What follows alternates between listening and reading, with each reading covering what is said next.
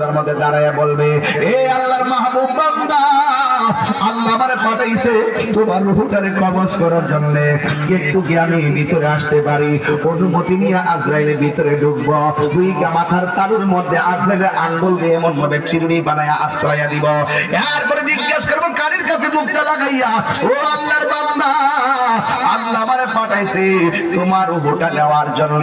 এবার ইমানদার কি বলবে জানেননি? ইমানদার বলবে, ও আজরাইল, আর দেরি কইরো না, তাড়াতাড়ি আমার রূহটারে লইয়া যাও। এই দুনিয়া আমার ভালো লাগে না, আমার রূহটারে তাড়াতাড়ি লইয়া যাও। আমার আল্লাহ এবং নবীর সঙ্গে দিদারের জন্য আমার মনটা পাগল পাগল হইয়া রইছি।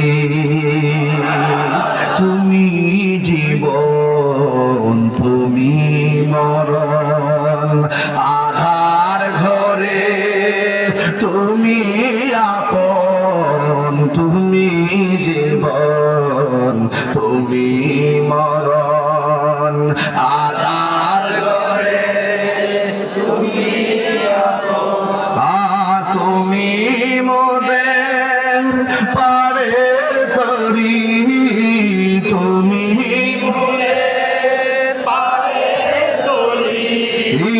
তুমি নিদানে তোরানে ওয়ালা, ইয়া রাসূলুল্লাহ,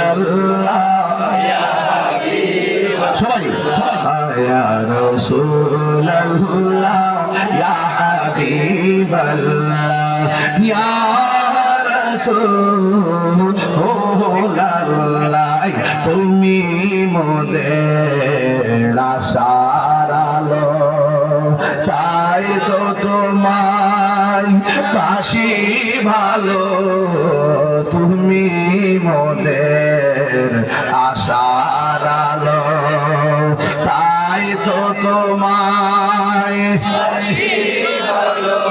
আর হৃদয় নামের ফুলদানিতে, হৃদয়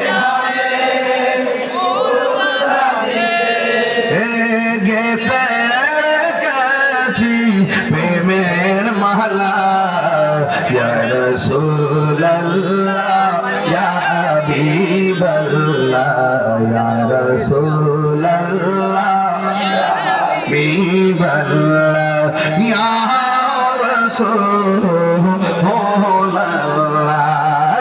তুমি জীবন, তুমি মরণ, আধার ঘরে তুমি আপন, তুমি জীবন, তুমি মরণ, আধার ঘরে তুমি আপন, তুমি মোদের পারের তরি, তুমি